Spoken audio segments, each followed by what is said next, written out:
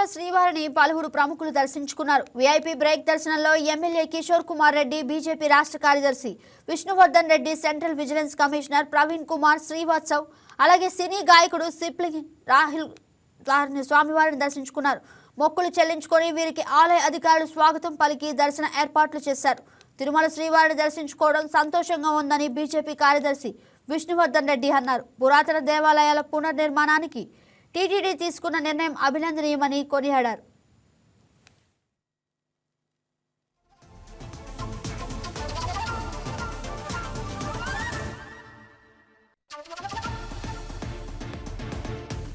స్వామిని ఈ రోజు ఉదయం దర్శించుకోవడం చాలా ఆనందంగా ఉంది.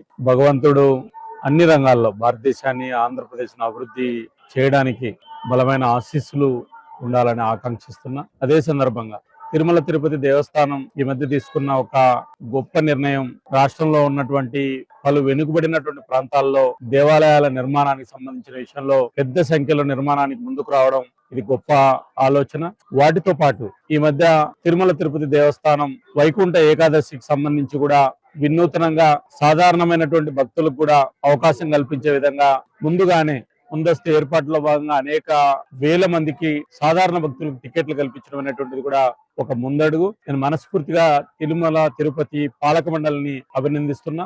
అంతేకాకుండా ఆంధ్రప్రదేశ్ లో చాలా దేవాలయాలు ఏవైతే ద్వీప నైవేద్యానికి నోచుకున్నటువంటి ఆలయాలు ఏవైతే ఉన్నాయో వాటిని రేపు జరిగేటువంటి పాలక మండలిలో చర్చించి అవసరమైతే పాలక మండలి సబ్ కమిటీని ఒకటి ఏర్పాటు చేసి వాటికి నేరుగా తిరుమల తిరుపతి దేవస్థానం ఆ ప్రాంతాల్లో ఉన్నటువంటి వ్యక్తులకు శిక్షణ ఇచ్చి వారి ద్వారా ఆ దేవాలయాల నిర్వహణకు సహకరించాలని, హిందూ ధార్మిక ప్రచారానికి ఇది ఉపయోగపడుతుందని ఖచ్చితంగా పాలక మండలి ఈ రాష్ట్రంలో ఉన్నటువంటి చిన్న ఆదాయం లేనటువంటి దేవాలయాల మీద దృష్టి పెట్టి వాటిని సహకరించాలని చెప్పి నేను పాలక మండలిని విజ్ఞప్తి చేస్తాను. కలియుగ దైవం వెంకటేశ్వర స్వామిని ఈ రోజు ఉదయం దర్శించుకోవడం చాలా ఆనందంగా ఉంది.